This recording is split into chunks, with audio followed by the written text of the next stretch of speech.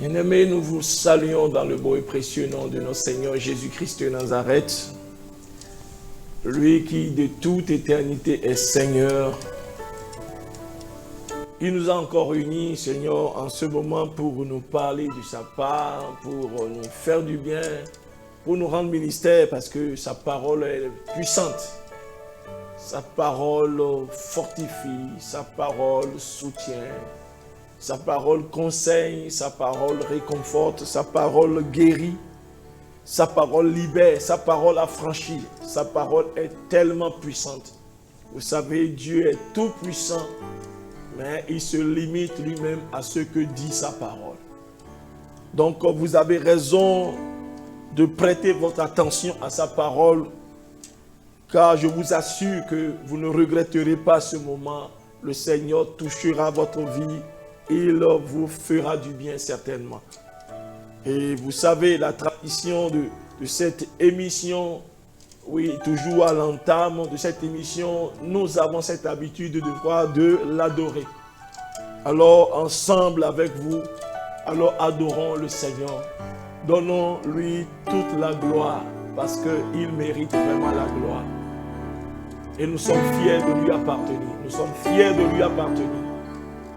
Très fiers même. Adorons le Seigneur. Bien-aimé, est-ce que tu peux t'incliner dans sa présence? Il est là, il est là, il est là. Il est là dans ta maison, dans ta chambre, dans ton bureau, où tu es en train de nous suivre en ce moment. Il est tout près de toi. Est-ce que tu peux lui dire, Seigneur, je t'appartiens? Ou si tu ne lui appartiens pas encore, est-ce que tu peux lui dire, Seigneur, je veux t'appartenir? Jusqu'au jour où tu reviendras, je veux t'appartenir. Je ne veux qu'aucune situation ne m'enlève de toi. Je veux demeurer en toi. Je veux t'appartenir pour toujours. Dis-le. Oh, je veux t'appartenir, Jésus. Je t'appartiens, je t'appartiens, jusqu'au jour où tu reviens. Et Jésus, je t'appartiens, je t'appartiens. Je t'appartiens jusqu'au jour où tu reviens. Jésus, je t'appartiens. Je t'appartiens. Je t'appartiens jusqu'au jour où tu reviens. Oui, Jésus, je t'appartiens. Dis-le avec moi, je t'appartiens. Oh, je t'appartiens. Jusqu'au jour où tu reviens. Jésus. Oh oui, je t'appartiens. Oh,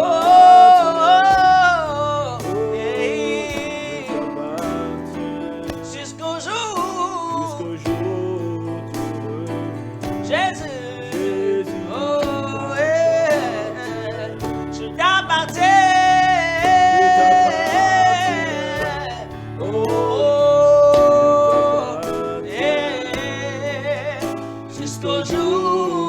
reviens. Jésus.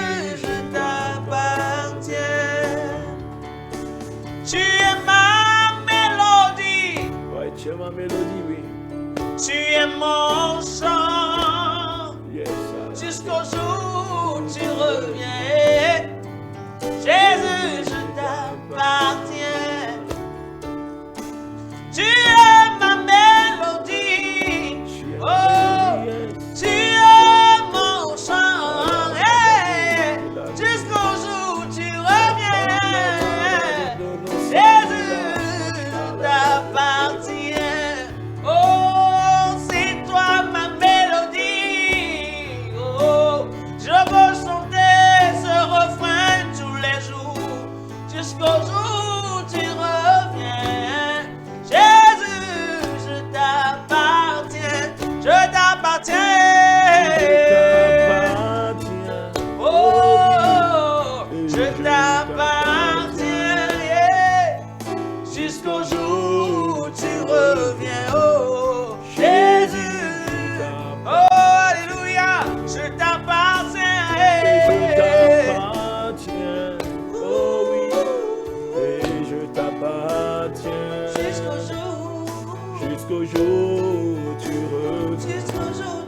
Jésus, je t'appartiens,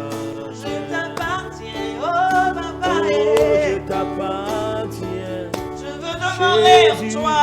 je t'appartiens. Je veux demeurer en toi, Jusqu'au Jésus. jour où tu reviens. Oh, Jésus, oh, je oh.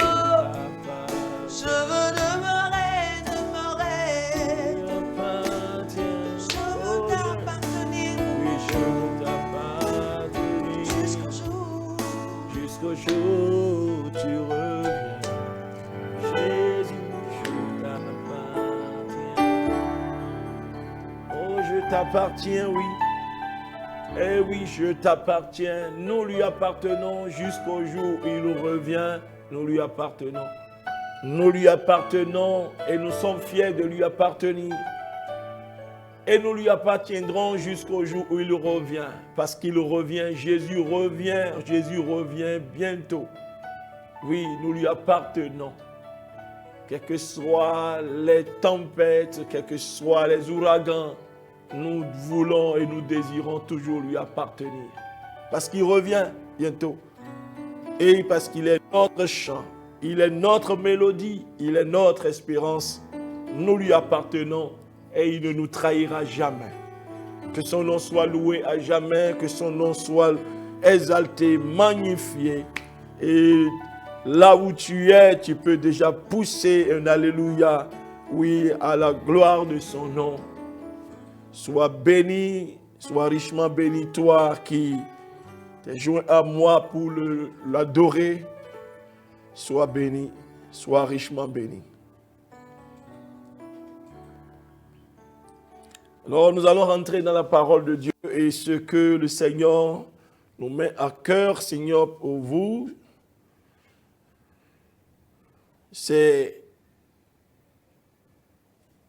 s'intitule, enfin le thème que le Seigneur nous met à cœur partager avec vous, s'intitule « Qu'avez-vous en vue » Qu'avez-vous en vue? Qu'avez-vous en vue? C'est-à-dire que voyez-vous? Alléluia. Que voyez-vous de loin? Qu'avez-vous en vue? Vous voyez, nous vivons dans un monde un peu tumultueux, un peu même très tumultueux. Ouais, et puis, les temps deviennent de plus en plus difficiles. Les défis sont grands. Cela l'est pour le non-croyant comme le croyant. Et quand les choses se présentent ainsi, quand les situations se compliquent davantage, bien-aimés, on est sujet vraiment à la tentation. Alléluia. On est sujet à la tentation, on est exposé à la tentation. Et nous sommes souvent tentés par Satan, soit le monde, soit la chair. Parce que ce sont les trois grands ennemis de l'homme, en particulier du croyant, du chrétien. Donc, le monde dans lequel nous vivons, avec ses difficultés, ses défis, bien aimés, il y a aussi beaucoup de tentations. Et comprenez que Dieu lui-même ne tente pas, parce qu'il n'est pas tenté par le mal, mais c'est l'ennemi qui nous tente. Et le but de la tentation, c'est de nous détruire, c'est de nous arracher quelque chose de précieux que Dieu nous réserve. Le but de la tentation, c'est de nous priver d'une gloire, d'une élévation à laquelle Dieu a prédestiné quelqu'un. Vous voyez un peu, c'est dit la tentation, la fin de la tentation, c'est la mort, c'est pour détruire. Vous voyez un peu. Donc Dieu ne tente pas, parce que c'est une confusion que beaucoup de gens se font. D'ailleurs, même dans la Bible, il est écrit dans Jacques 1, 13 à 15, que la Bible dit que personne, lorsqu'il est tenté, ne dise « c'est Dieu qui me tente », car Dieu ne peut être tenté par le mal. Et il ne tente lui-même personne. Donc vous voyez, Dieu ne tente lui-même personne. Verset 14, mais chacun est tenté quand il est attiré et amorcé par sa propre convoitise. Puis, La convoitise, lorsqu'elle est conçue, enfante le péché, et le péché étant consommé, produit la mort. Donc, vous voyez, c'est dit que la tentation, son objectif, c'est de conduire l'homme à la destruction, à la mort. Et c'est un processus. Vous pouvez être tenté, tout le monde est tenté, n'est-ce pas? Mais le plus important, c'est de ne pas céder à la tentation.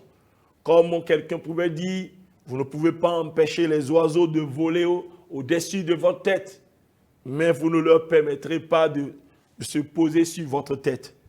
Donc, nous vivons dans un monde vraiment très défiant. Oui, et les difficultés sont énormes, les complications, les situations contraires. Vraiment, ça amène beaucoup de gens peut-être à réfléchir autrement. Voyez, et puis c'est un moment favorable pour Satan, pour le monde, pour la chair, c'est-à-dire de se mettre en action pour pouvoir faire rater aux hommes l'objectif divin. Alléluia. Et les chrétiens sont également exposés à ces choses dont je viens de parler, à ces difficultés. Donc, il y a beaucoup de tentations. Et aussi, il y a des épreuves. Les épreuves viennent de Dieu, oui. Les épreuves, oui, font aussi mal, mais les épreuves, Dieu les permet, pas pour détruire, mais pour montrer ce que nous valons. C'est-à-dire ceux-là qui ont placé leur confiance en lui pour nous montrer ce qu'ils valent ou bien pour les préparer, oui, à recevoir ce qu'il leur a réservé. Dieu permet qu'ils traversent les épreuves. C'est pour révéler, c'est-à-dire leur valeur. Parce que cette chose, cette valeur, ce n'est pas encore révélé, mais c'est à travers le feu de l'épreuve que cette valeur est révélée. Vous voyez? Et ça permet quand même de révéler aussi, c'est-à-dire les dispositions de votre cœur. Alléluia. Donc les épreuves, ce n'est pas pour détruire, mais les épreuves, c'est pour porter quelqu'un à la gloire. C'est pour amener quelqu'un, c'est à le rendre favorable, à le préparer pour ce que Dieu lui a réservé. Donc, la tentation, c'est pour conduire quelqu'un à la destruction. Et ça, cela vient du diable, ça vient du monde, ça vient de la chair. Mais les épreuves, Dieu les permet, mais pas pour détruire, mais pour porter quelqu'un à la gloire. Alléluia. Donc, il est très important de faire vraiment cette différence. Ce n'est pas vraiment notre sujet, mais nous avons ouvert une parenthèse pour expliquer, pour nous faire comprendre que c'est dit qu'il y a une différence entre ces deux concepts. Donc, la tentation et les épreuves. Gloire à Jésus. Donc, qu'avez-vous en vue? Qu'as-tu en vue? Que vois-tu de loin? Bien-aimé, que vois-tu de loin? Qu'est-ce que tu vois de loin? Parce que ce que tu as en vue va déterminer, bien-aimé, ta position, ça va déterminer ton engagement, va déterminer ta résolution face vraiment à ce monde hostile, ce monde rempli de difficultés, de défis, bien-aimé. Donc, cela dépend si tu dois tenir bon, si tu dois pouvoir, Seigneur, affronter vraiment ces défis et les surmonter, et comme cela se doit, cela dépend de ce que tu vois de loin. Alléluia. Cela dépend de ce que tu vois de loin. Qu'est-ce que la Bible nous dit dans Hébreux 12, 1 à 3? Hébreux 12, 1 à 3, la Bible dit, nous donc aussi, puisque nous sommes environnés d'une si grande nuée de témoins, rejetons tout fardeau et le péché qui nous enveloppe si facilement et courons avec persévérance dans la carrière qui nous est ouverte. Ayant les regards sur Jésus, le chef et le consommateur de la foi, qui en vue de la joie qui lui était réservée, a souffert la croix, méprisé l'ignominie, et s'est assis à la droite du trône de Dieu. Considérez en effet celui qui a supporté contre sa personne une telle opposition de la part des pécheurs, afin que vous ne vous lassiez point l'âme découragée. Gloire à Jésus. Gloire au Seigneur Jésus. Au verset 2, la Bible dit, ayant les regards sur Jésus, le chef et le consommateur de la foi, qui, en vue de la joie qui lui était réservée, a souffert la croix, méprisé l'ignominie et s'est assis à la droite du trône de Dieu. La Bible nous relate le comportement de Jésus face à la croix, face à l'épreuve de la croix. Gloire à Jésus. C'est parce que Jésus avait en vue quelque chose, la joie qui lui était réservée. C'est pourquoi il a méprisé la honte, l'opprobre même de la croix. Parce que c'est une honte. C'est la mort la plus honteuse, que quelqu'un soit cloué à la croix. C'est-à-dire cette personne est maudite.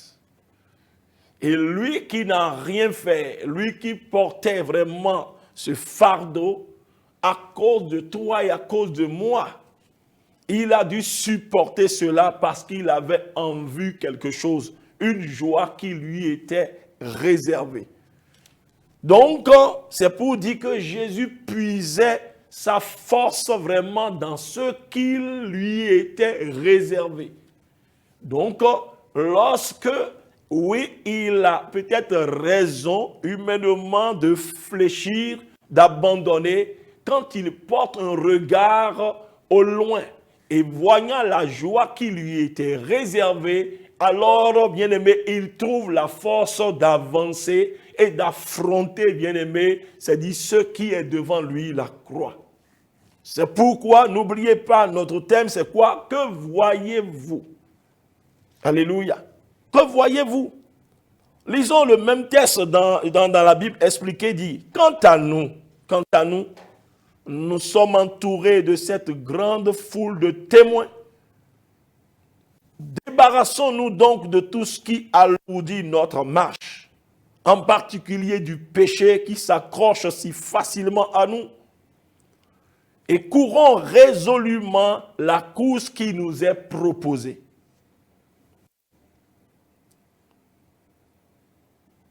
Gardons les yeux fixés sur Jésus, dont notre foi dépend du commencement à la fin.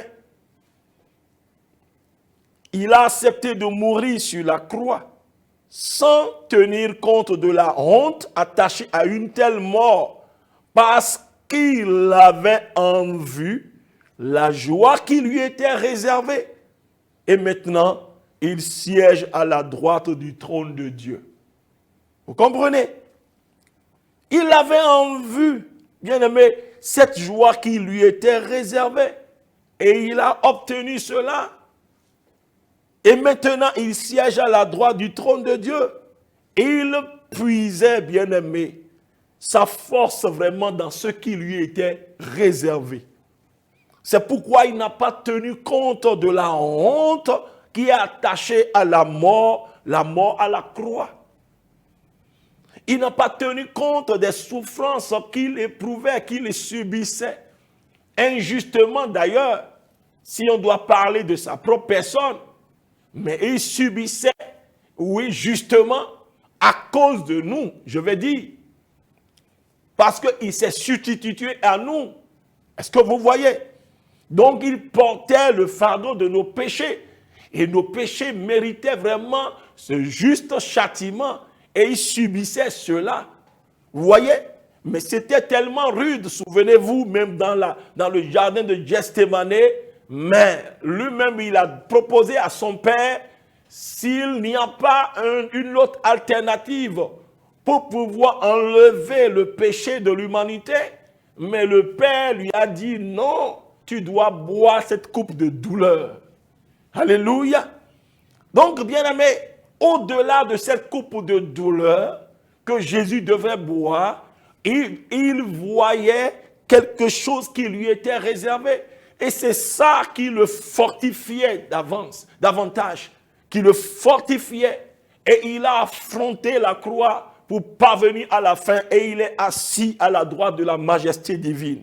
Vous voyez, c'est pourquoi je disais, mais qu'est-ce que vous avez en vue? Bien-aimé, toi qui es en train de me regarder, qu'as-tu en vue?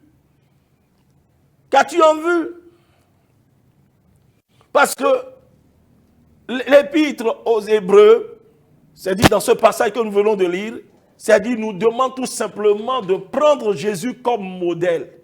Dans ce monde dans lequel nous vivons avec plein de défis, plein de difficultés, des problèmes, des persécutions à ne pas en finir.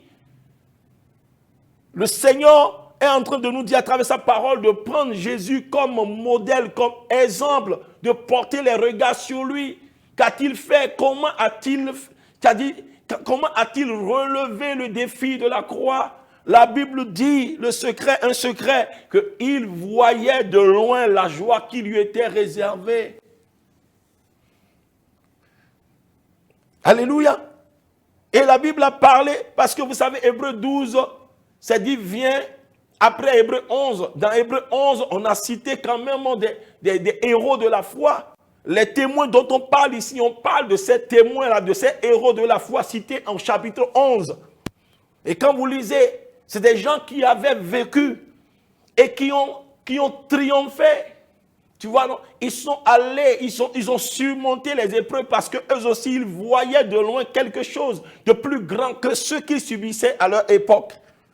Donc, ils n'ont pas trahi la confiance du Seigneur. Ils ont placé leur confiance au Seigneur. Peut-être on pouvait les traiter de sots, on pouvait les traiter vraiment de niais. Tu vois, des gens stupides, mais ils voyaient quelque chose que personne ne voyait. Est-ce que vous voyez? C'est pourquoi ils pouvaient affronter, bien-aimés, au mépris de leur vie terrestre, c'est-à-dire ce qu'ils avaient en face. Donc la Bible dit qu'il faut imiter ces gens-là. Imiter par-dessus tout Jésus qui, en vue de la joie qui lui était réservée, a méprisé. Il a regardé comme rien du tout la honte de cette mort, la mort à la croix. Parce que ce que je vois et qui me remplit de joie, même au milieu des difficultés, au milieu de la souffrance, vous ne voyez pas. Est-ce que vous comprenez? C'est ça, bien-aimé. Qu'avez-vous en vue? Que voyez-vous de loin? Parce que lorsque vous avez en vue, c'est dit cette chose-là que Jésus voyait, c'est dit vous ne permettrez pas aussi au péché qui nous environne si facilement, qui s'attache à nous. Et comprenez, le péché, son but, son objectif, c'est de nous arracher vraiment le prix de la course. C'est de nous amener vraiment dans la déviation. C'est de nous faire rater la récompense. Est-ce que vous comprenez? Donc, sachez cela, ne l'oubliez pas. Donc, si vous avez les yeux réellement sur la récompense, si vous avez les yeux sur la fin, alors, bien-aimés, vous ne permettrez pas à ce que le péché, ces choses-là, cette tentation, puisse alourdir votre marche, parce que nous n'avons pas de temps à perdre. Nous marchons vers une fin glorieuse. Mais est-ce que vous voyez, avez-vous la révélation de cette fin glorieuse? Parce qu'il faut que vous ayez la révélation de cette fin glorieuse. Parce que c'est de là que vous puisez votre force pour pouvoir tenir ferme dans ce monde hostile. Jésus avait en vue la joie qui lui était réservée. C'est pourquoi, bien-aimé, il a tenu jusqu'à la fin. Il a bu cette coupe qui était difficile à boire. Bien-aimé, que voyez-vous? Que voyez-vous au-delà de votre situation actuelle? Que voyez-vous au-delà de votre stérilité? Cette stérilité que vous traînez depuis peut-être des années et vous avez prié, vous avez jeûné et que ce problème est demeuré jusqu'à maintenant. Et alors, c'est un moment de faiblesse où l'ennemi est venu peut-être pour vous tenter, pour vous décourager, pour vous susurrer, murmurer dans les oreilles que, au fait, ta foi, votre foi, elle est vaine, que ça n'aboutira jamais. Et vous avez déjà peut-être relâché ou bien vous êtes sur le point de relâcher. Et vous n'avez plus vraiment le zèle que vous aviez au départ. Parce que tout simplement, l'ennemi a ôté votre regard sur ce qui vous est réservé de plus grand. Bien-aimés, ce n'est pas facile de vivre réellement la situation que tu vis actuellement, bien-aimé, toi qui me regardes. Certes, je ne méprise pas cette situation. Parce que tu peux me dire, mais est-ce que vraiment le pasteur là, est-ce qu'il comprend ce que je vis? Non, mais laisse-moi te dire qu'il y a quelque chose de meilleur au-delà de ce que tu vis. Ça peut te choquer. Tu peux me dire, non, mais aujourd'hui, nous sommes encore sur la terre. Parlons maintenant de la terre. Mais laisse-moi te dire que si tu tiens réellement ce raisonnement et que tu te cramponnes à cela, mais ça risque de t'amener hors de la plaque, hors de la piste.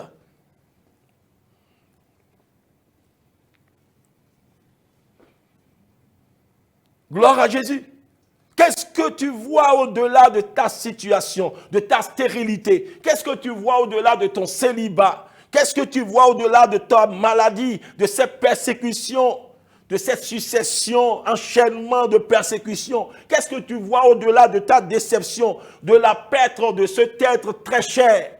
Qu'est-ce que tu vois? Peut-être que tu as prié pour que Dieu puisse épargner, Dieu puisse sauver un être très cher à toi. Et malgré les prières, les jeûnes, oui, quand même, peut-être cette personne a été fauchée, cette personne a rendu l'âme et tu es complètement abattu, découragé, même découragé de Dieu. Bien-aimé, il y a mieux à voir au-delà de la mort de cet être qui t'est cher.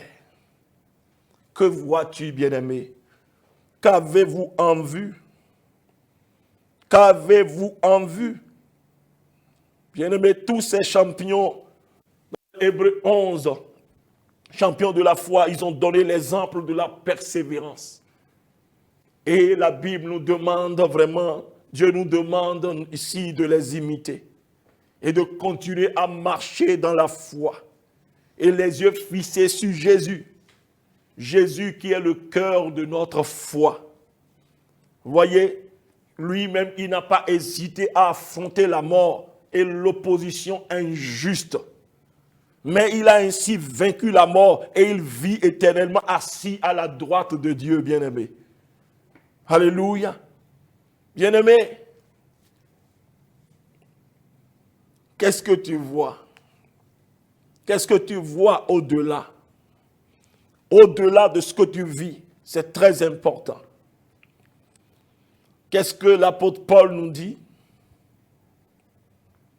L'apôtre Paul nous dit,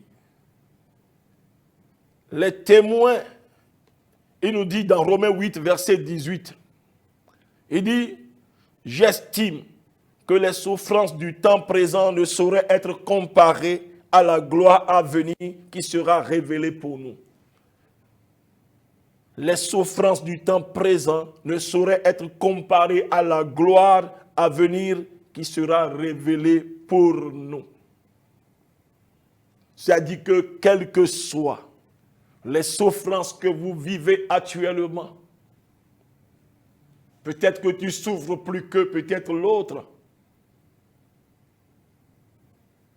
quelle que soit la grandeur, quelle que soit la dureté, quelle que soit, bien-aimé, la pesanteur, je ne sais pas, la nature de ta souffrance.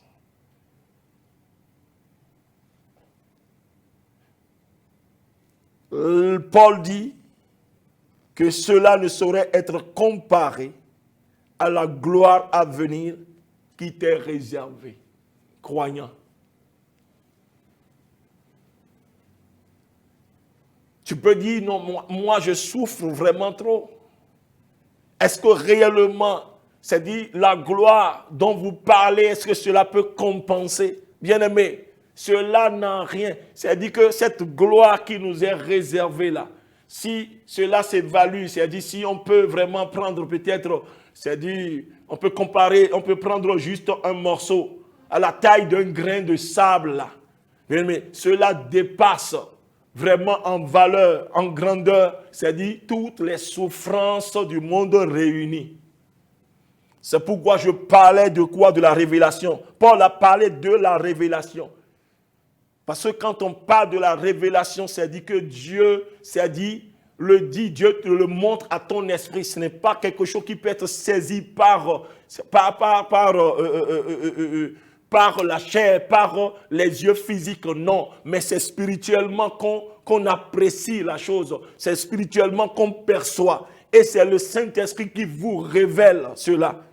Donc Paul dit que non, certes vous souffrez, mais laissez-moi vous dire que votre souffrance là, ça n'a rien à voir avec la gloire à venir. Oui, cette gloire à laquelle, Seigneur, le croyant est prédestiné. Paul même qui est en train de parler ainsi, poussé par l'esprit. On peut se poser la question, mais qu'a-t-il, c'est-à-dire sur quoi il se bat? Est-ce que lui-même il a vécu ce que je suis en train de vivre actuellement? On peut raisonner de la sorte pour dire, mais Paul qui parle, est-ce qu'il a vécu? Bien aimé, c'est un homme éprouvé qui est en train de parler. Alléluia. C'est un homme éprouvé. C'est un homme qui a bu abondamment à la coupe amère de la souffrance. C'est un homme qui a été affligé à l'extrême. Et puis vous pouvez écouter son témoignage, vous pouvez lire son témoignage dans 2 Corinthiens 11, 23 à 27. Celui qui a dit, celui qui a affirmé, poussé par l'esprit, et qui a dit, j'estime que les souffrances du temps présent ne sauraient être comparées à la gloire à venir qui sera révélée pour nous. C'est-à-dire pour ceux-là qui ont placé leur confiance en Christ, voici ce qu'il a vécu. Donc il sait de quoi il parle. Ce n'est pas que bon, non, il n'a pas vécu ce que vous vivez actuellement. Pour que vous disiez non, lui, peut-être qu'il ne vit pas, il ne connaît pas peut-être mes souffrances, mes épreuves, c'est pourquoi il peut parler. Il n'a aucune idée de mes souffrances, il n'a aucune idée de ce que je vis actuellement. Les difficultés que je traverse, lui peut parler. S'il était à ma place, il ne parlerait pas ainsi. Non, c'est parce que Paul a eu la révélation de cette gloire à venir. Et parce qu'il a eu la révélation des gloires à venir, bien aimé, il peut comparer maintenant cette gloire aux souffrances qu'il endurait. Aux souffrances que les chrétiens enduraient. Et aux souffrances que les chrétiens vont endurer. Gloire à Jésus. Parce que la parole de Dieu, c'est pour tous les temps, c'est pour le passé, c'est pour le présent, c'est pour le futur. Voici son témoignage dans 2 Corinthiens 11, 23 à 27. La Bible dit, sont-ils ministres de Christ? Je parle en homme qui extravague. Je le suis plus encore. Par les travaux, bien plus par les coups. Bien plus par les emprisonnements, bien plus souvent en danger de mort. 5 fois j'ai reçu des Juifs 40 coups moins 1. 3 fois j'ai été battu de verge. 1 fois j'ai été lapidé. Vous savez ce que c'est que la lapidation? C'est-à-dire on vous jette des pierres. Vous pouvez recevoir sur la tête, sur le crâne, sur tout, sur les yeux. Parce qu'on veut finir avec vous. On vous tue en vous jetant des pierres, de grosses pierres, jusqu'à ce que vous, c'est-à-dire que vous éteignez complètement. Il a été lapidé. 3 fois, j'ai fait naufrage. 3 fois, j'ai fait naufrage. C'est-à-dire que le bateau dans lequel il était, pour aller d'un lieu à un autre, ce bateau a fait naufrage, ce bateau a coulé. C'est-à-dire qu'il peut mourir même en pleine. C'est-à-dire au beau milieu de la mer, il peut mourir. Il a vécu toutes ces choses-là. C'est-à-dire qu'il a côtoyé la mort. Il dit, j'ai passé 1 jour et 1 nuit dans l'abîme. Alléluia. J'ai passé un jour et une nuit dans l'abîme. Fréquemment en voyage, j'ai été en péril sur les fleuves. En péril de la part des brigands. En péril de la part de ceux de ma nation. Tu vois, de ceux de ma nation. En péril de la part des païens. En péril de la part, en péril dans les villes. En péril dans les déserts.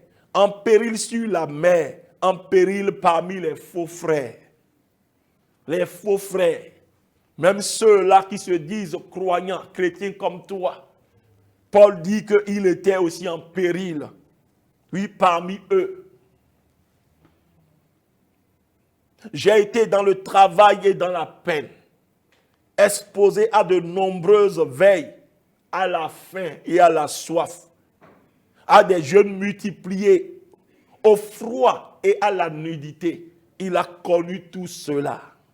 Bien-aimé, il a connu la faim, il a connu la soif, il a connu la nudité. Bien-aimé, il a vécu des situations tellement désespérées. Une nuit, un jour et une nuit dans l'abîme, dans un trou, perdu. Est-ce que vous comprenez? Et c'est lui-même, c'est dit, quand il voyait tout ça, il dit, mais oui, nous sommes quelquefois réduits, nous sommes quelquefois acculés de toute manière. Mais Dieu ne permet pas que nous soyons réduits à l'extrémité. Nous sommes persécutés, mais nous ne sommes pas abandonnés.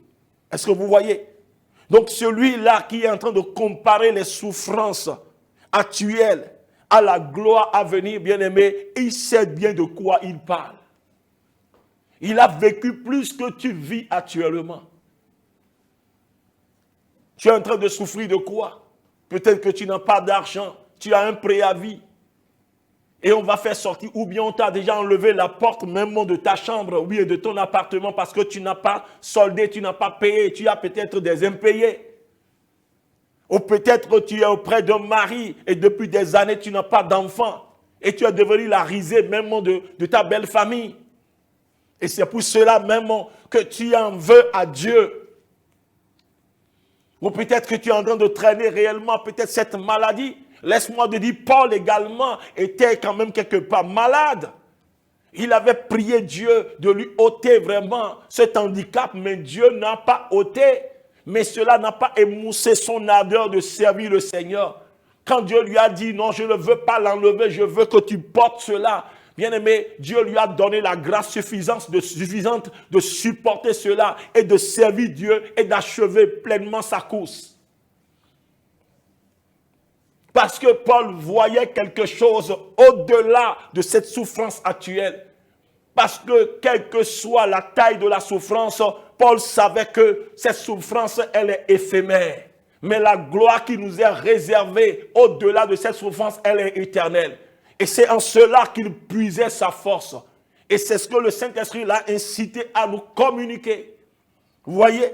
Et c'est pourquoi, bien-aimé, même après avoir vécu tout ce que je viens de citer, les naufrages, le péril, tu vois, les persécutions, la lapidation et tout, la nudité, la faim, la soif et tout ce qu'il a vécu, bien-aimé, Paul pouvait encore dire, poussé par l'Esprit, ayant reçu la révélation de cette joie qui lui était réservée, de cette gloire, il dit, j'estime que les souffrances du temps présent ne sauraient être comparées à la gloire à venir qui sera révélée pour nous. Bien-aimé, qu'est-ce que tu as en vue? Il faut que tu vois au-delà de ton problème. Sinon, bien-aimé, tu vas jeter l'éponge avant la fin.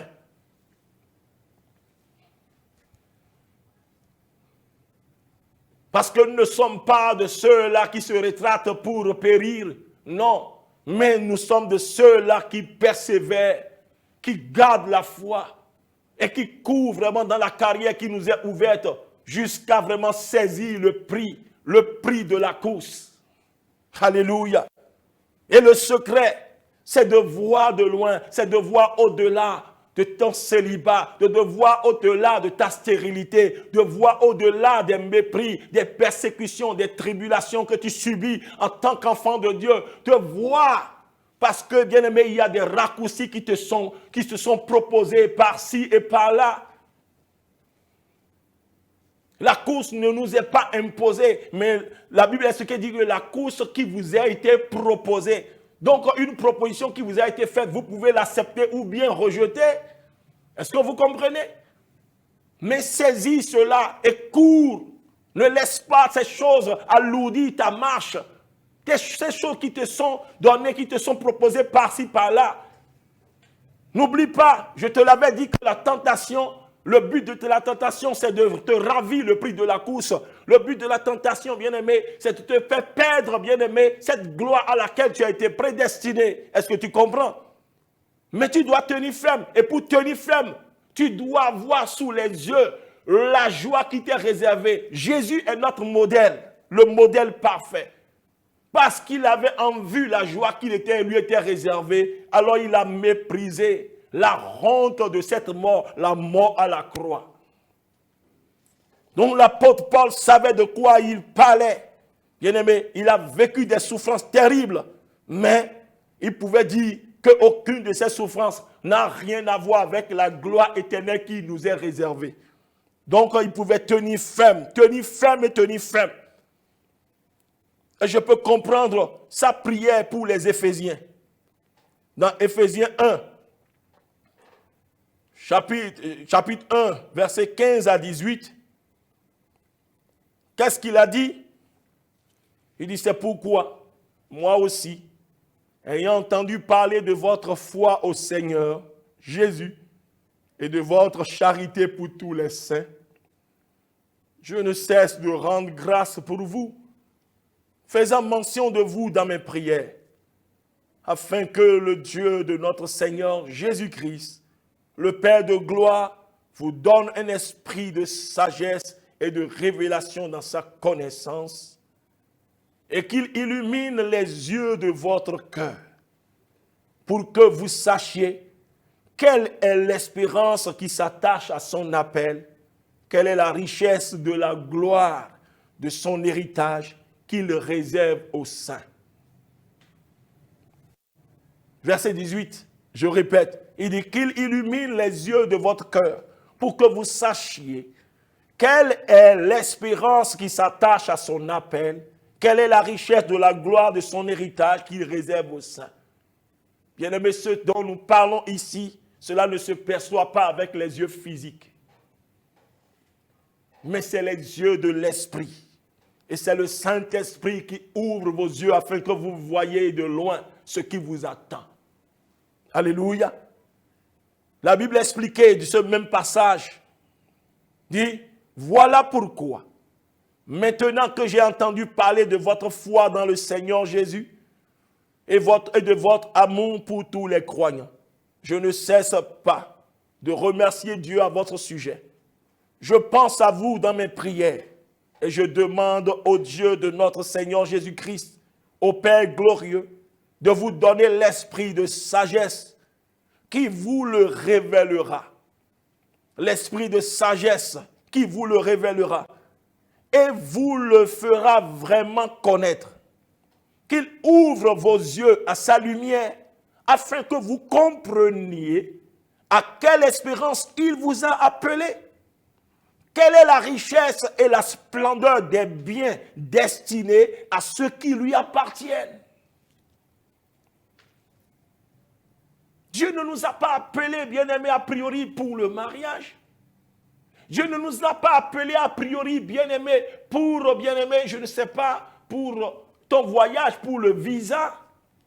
Dieu ne nous a pas appelés a priori, bien-aimés, pour avoir des enfants. Dieu ne nous a pas appelés a priori pour avoir peut-être une voiture, avoir un capital. Non, ce n'est pas, bien-aimé, la priorité de Dieu. Non.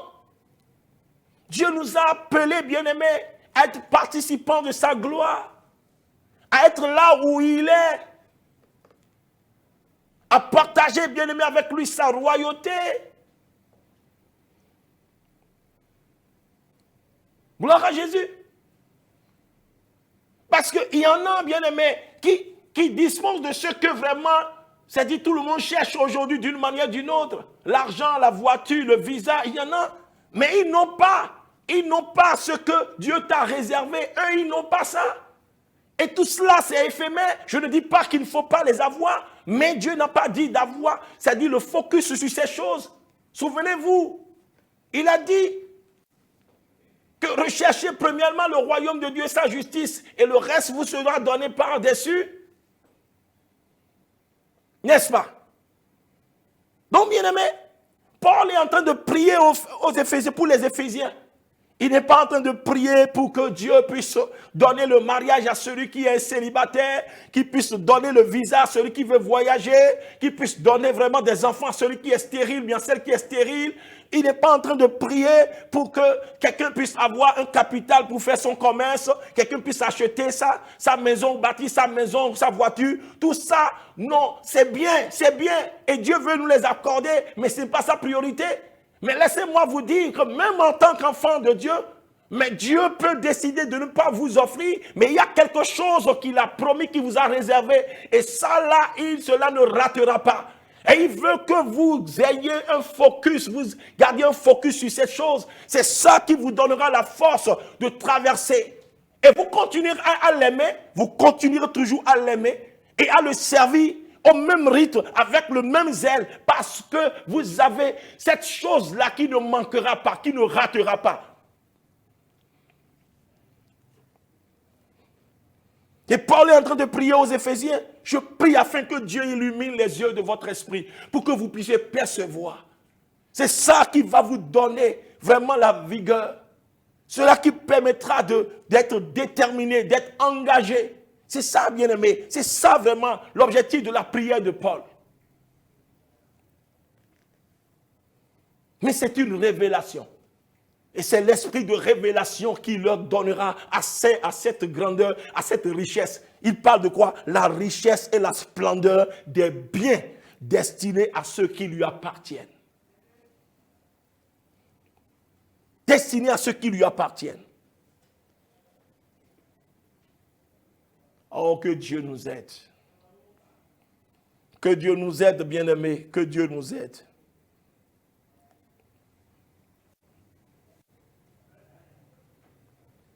C'est ce Paul même qui dit,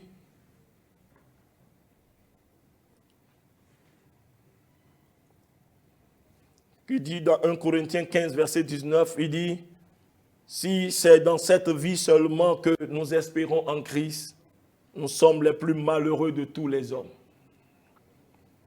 Si tout s'arrête ici,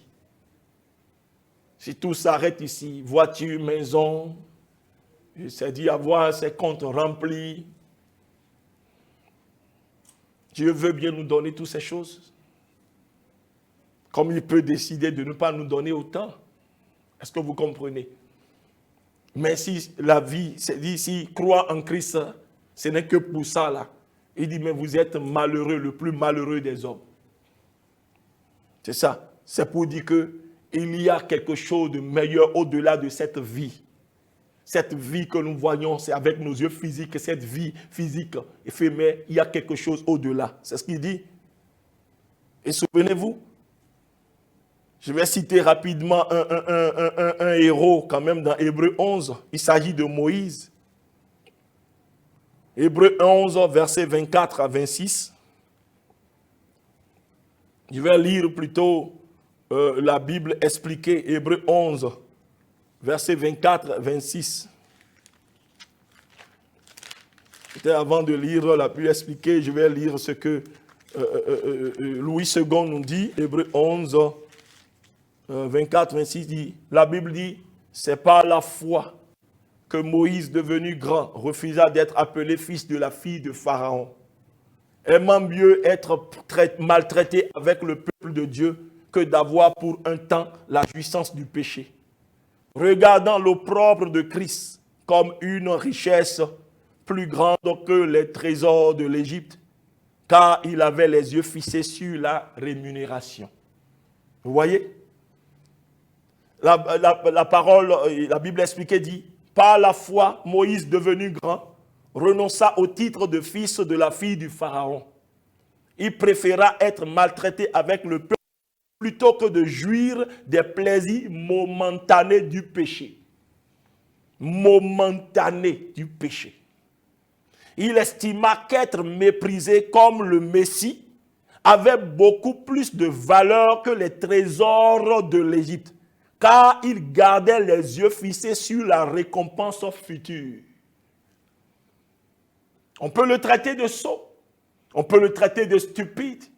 Non, toi quand même qui pourrait devenir quand même un pharaon, qui avait toutes les richesses, les trésors de l'Égypte vraiment sous ton contrôle.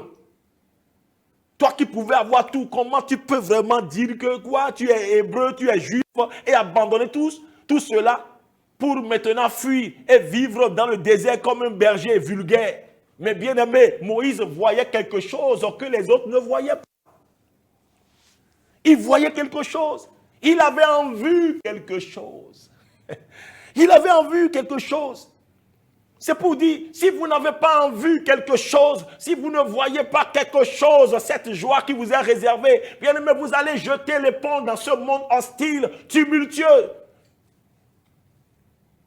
Qu'avez-vous en vue? Que voyez-vous au-delà des problèmes que vous vivez? Ces problèmes qui vous poussent à abandonner la foi, à relâcher, à refroidir dans votre service, à ne plus aller même à la réunion des saints, à ne plus, bien aimé, exercer le ministère auquel Dieu vous a appelé. Que voyez-vous au-delà de ces problèmes, de ces difficultés? Est-ce que vous voyez comme Jésus la joie qui vous est réservée, la gloire à venir? Est-ce que vous pouvez parler comme Paul qui a vécu des souffrances terribles, mais qui dit, mais les souffrances actuelles n'ont rien à voir avec la gloire qui nous est réservée? Je prie que le Saint-Esprit ouvre tes yeux afin que tu reçoives la révélation de ce qui t'est réservé. Oh oui, nous allons nous arrêter là. Que Dieu te bénisse. J'espère que la parole t'a fait du bien. Mais je ne sais pas si toi qui m'écoutes, est-ce que tu as déjà donné ta vie à Jésus? Parce que cette joie-là, cette gloire-là, ce n'est pas pour ceux-là qui n'ont pas Jésus. Si tu n'as pas encore donné ta vie à Jésus, pour vraiment espérer en cette gloire, en cette richesse splendide, alors il faut que tu donnes ta vie à Jésus. Est-ce que tu veux donner ta vie à Jésus? Alors laisse-moi prier avec toi. Dis, Seigneur Jésus, je viens à toi parce que je suis pécheur. Et c'est à cause de mes péchés que tu es venu mourir à la croix. Ton sang versé est le seul remède pour ôter le péché.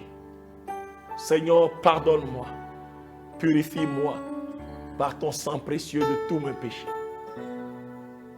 Seigneur Jésus, je veux que tu sois maintenant mon Seigneur et mon Sauveur. Viens habiter dans mon cœur par ton Esprit Saint. Sois désormais le maître de ma vie et dirige-la.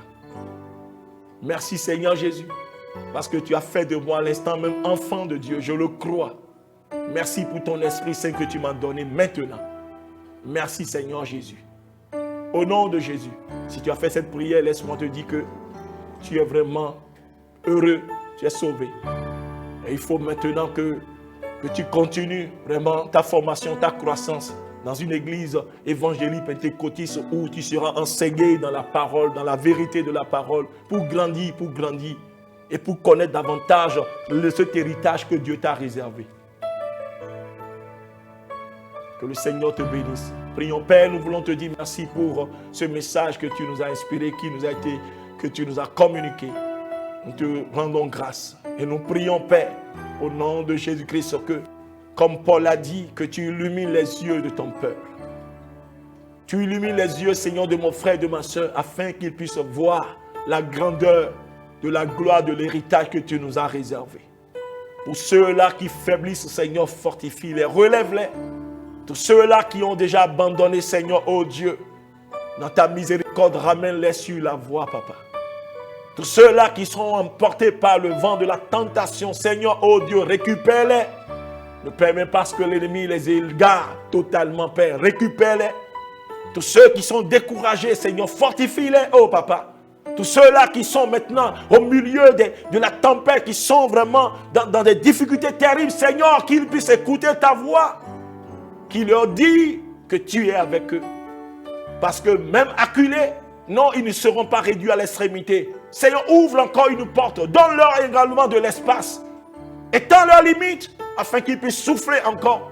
Seigneur, tu es le secours qui ne manque pas dans la détresse. Lève-toi, papa, agis, Seigneur, pour eux, Père. Seigneur, interviens, Père, interviens. Soulage et fortifie quelqu'un. Maintenant, papa. Seigneur, étends ta main et guéris quelqu'un. Guéris quelqu'un, guéris quelqu'un. Libère, ouvre la porte. Que les chaînes soient brisées maintenant. Au nom de Jésus. Quelqu'un a dû écouter cette parole. Tu l'as envoyée et elle apporte la guérison. Alors recevez la guérison. Seigneur, soit-elle physique, matérielle, financière, reçois ta guérison maintenant, au nom de Jésus-Christ de Nazareth. Reçois la libération, reçois au nom de Jésus. Père, nous te disons merci, parce que c'est fait. Au nom de Jésus, nous avons prié. Bien-aimé, que Dieu te bénisse et à la fois prochaine.